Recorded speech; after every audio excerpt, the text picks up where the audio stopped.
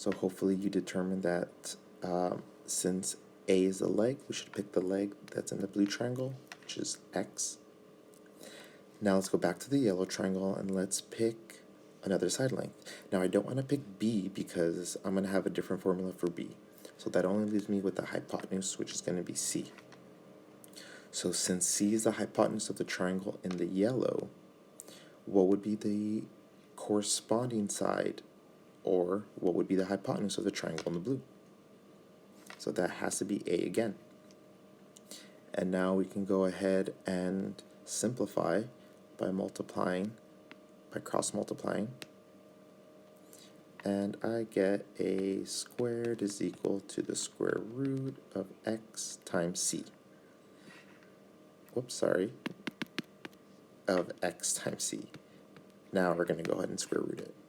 So I get A equals the square root of X times C. And there's our formula, just like we did in the last one. So what would be the shortcut here?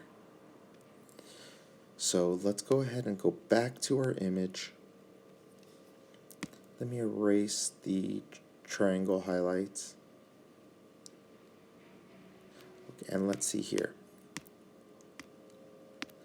Let's look at side A. Notice how A is just one of the legs of the triangle, of the big triangle, and it is going to be equal to this small piece of the hypotenuse right here. So small piece of the hypotenuse right there times the entire hypotenuse times the entire hypotenuse. So let's move that. Let's highlight C, times the entire hypotenuse C.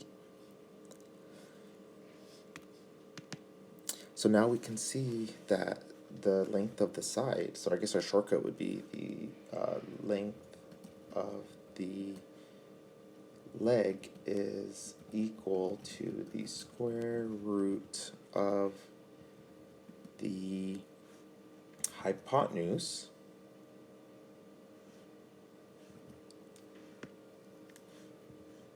times the piece of the hypotenuse closest to that leg.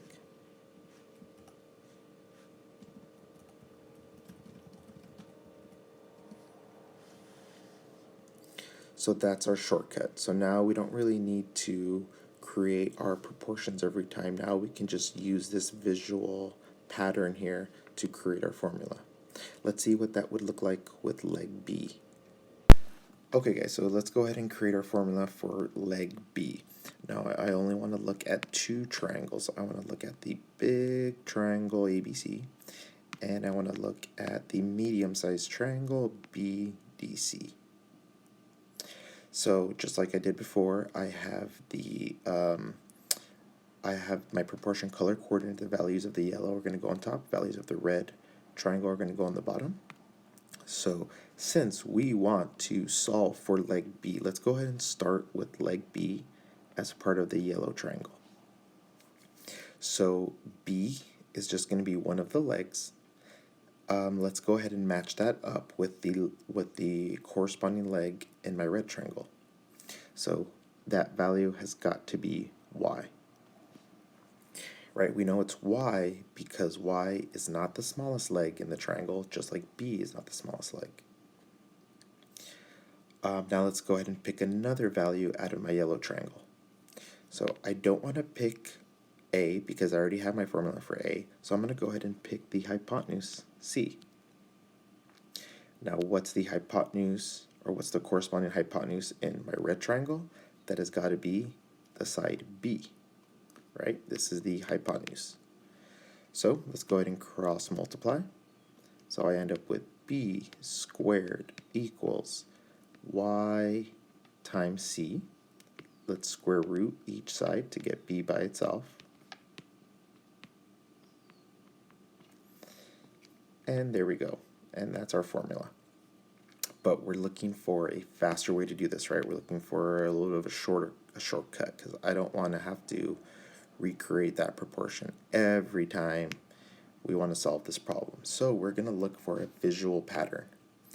So my visual pattern here, let's start with side B in this case. I'm just going to put it in green. I haven't used green yet. So side B, right, is going to be equal to, it's going to be equal to this value y, so just this piece of the hypotenuse times the entire hypotenuse.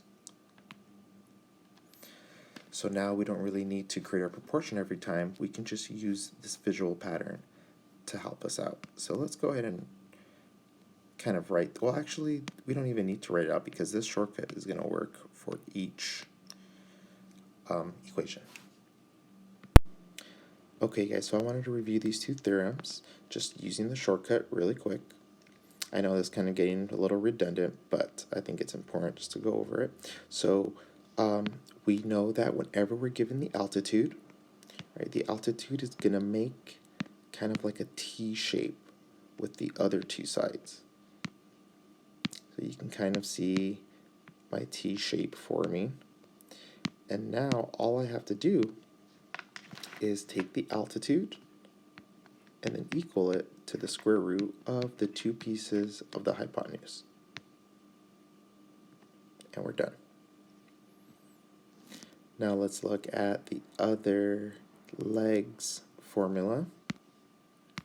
So let's first start off with this leg right here, and we know that it is going to make kind of this visual pattern. It's going to kind of make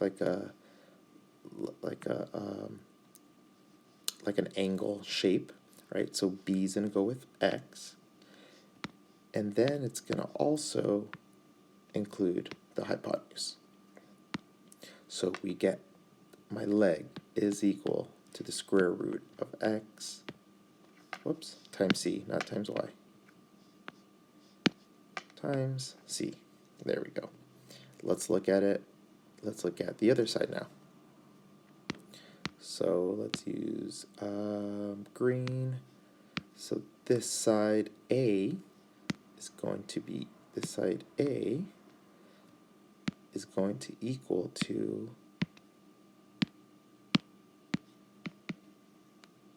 this guy y times the hypotenuse. So we know we're going to have A is equal to y, square root of y times the hypotenuse. Alright. Alright guys, so our goal here is we're going to solve for x, y, and z. So I'm going to use the visual patterns shortcut to help me solve for each of those. The first one that I went over was the T shape, right? So we know that for the altitude theorem, here's the altitude right at z. The altitude always has that relationship with, it always makes like a T shape. So z is going to be equal to the square root of the two pieces of the hypotenuse. So z is equal to the square root of 8 times 25. And now we're going to go ahead and just break this down, because we're going to have to simplify this square root anyways. So breaking everything down to its products, to its primes. So look for pairs. I have a pair of 2's there, and I have a pair of 5's there, and then that 2 does not have a pair. So this is going to end up being, I'm going to end up with 1, 5, 1, 2, and then the 2 that does not have a pair. So this ends up being 10 radical 2. So we're all done there. Actually, let me put the final answer here. Z equals 10 radical 2. All right, now let's go ahead and solve for the legs. So it doesn't matter what variables you have in the legs. I know we used A and B earlier, but we're going to use our visual patterns here to help us out. We know that whatever leg I have, it is going to be equal to the square root of that first piece of the hypotenuse. All right, if it's a small leg, it's going to go with a small piece. But I also like to think about it as just kind of making an angle. and then that value times the entire hypotenuse, which in this case is going to be the sum of 8 and 25. So let's go ahead and write that out. It's the sum of 8 and 25.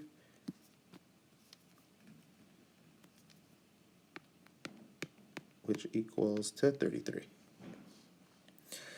So our way our formula is going to look is the leg is always equal to the square root of that small piece of the hypotenuse. Well, since it's a small leg, it's a small piece, times the entire hypotenuse, in this case 33. So let's go ahead and break this down into all of its primes.